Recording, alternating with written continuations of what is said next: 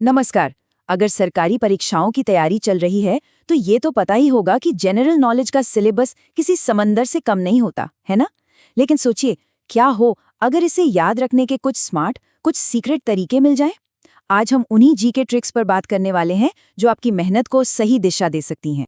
चलिए सबसे पहले एक सीधे सवाल का सामना करते हैं। सरकारी परीक्षाओं की तैयारी में आखिर सबसे बड़ी चुनौती क्या होती है? क्या वो जानकारी का अंतहीन सागर है, या फिर वो सब कुछ याद रख पाना जो दिन रात पड़ा है?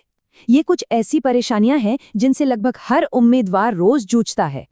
तो पहली और सबसे बड़ी चुनौती है ये समझना कि असल मुश्किल है कहाँ। ऐसा क्यों होता है कि दिन रात की मेहनत के बाद भी नतीजे वैसे नहीं आते जैसी उम्मीद होती है? आइए इसकी असली वजहों को जरा गहराई से समझते हैं। ये लिस्ट, ये शायद बहुत जानी पहचानी लग रही होगी।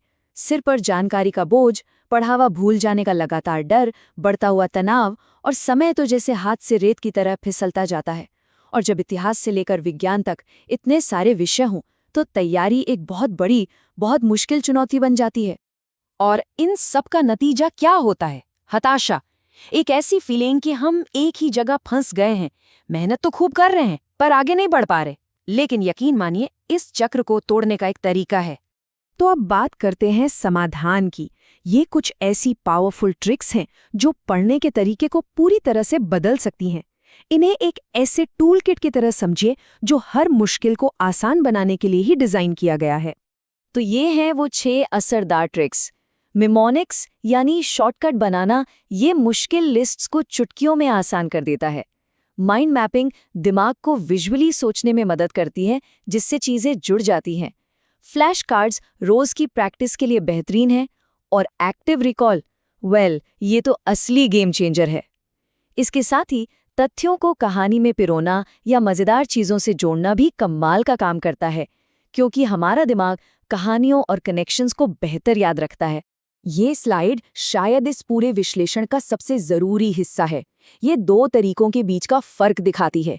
एक तरफ है पैसिव लर्निंग, मतलब नोट्स को बस बार बार पढ़ते रहना, और दूसरी तरफ है एक्टिव रिकॉल, यानी किताब बंद करके दिमाग पर जोर डालना कि क्या पढ़ा था। टॉपर्स यही करते हैं, क्योंकि यही वो तरीका है जो जानकारी को शॉर्ट टर्म से लॉन्ग टर्म मेमोरी में भेजता है। अब हम एक ऐसी तकनीक की बात करेंगे जिसे मेमोरी के महारथी जो होते हैं ना, वो अपना गुप्त हथियार मानते हैं। ये एक ऐसा एडवांस्ड टूल है जो याददाश्त की क्षमता को कई गुना बढ़ा सकता है।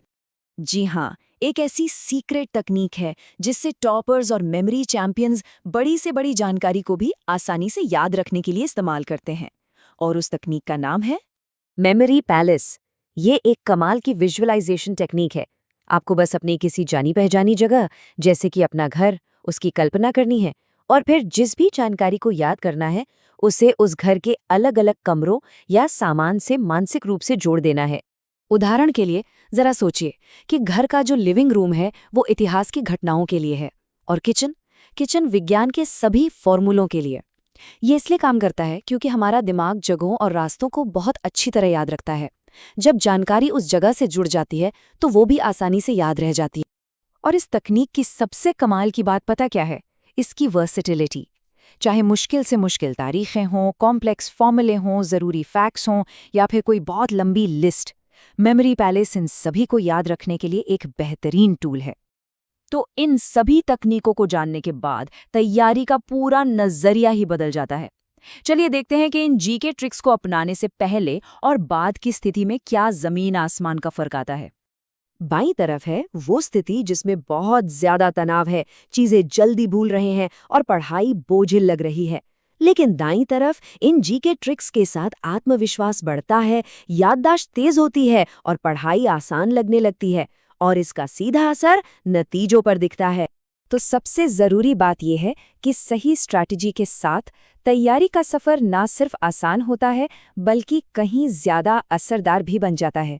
ये सिर्फ कड़ी मेहनत करने के बारे में नहीं है, ये स्मार्ट तरीके से मेहनत करने के बारे में है।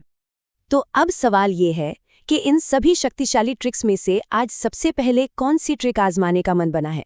इस पर जरूर सोचिएगा, क्योंकि सही शुरुआत आधी जीत होती है।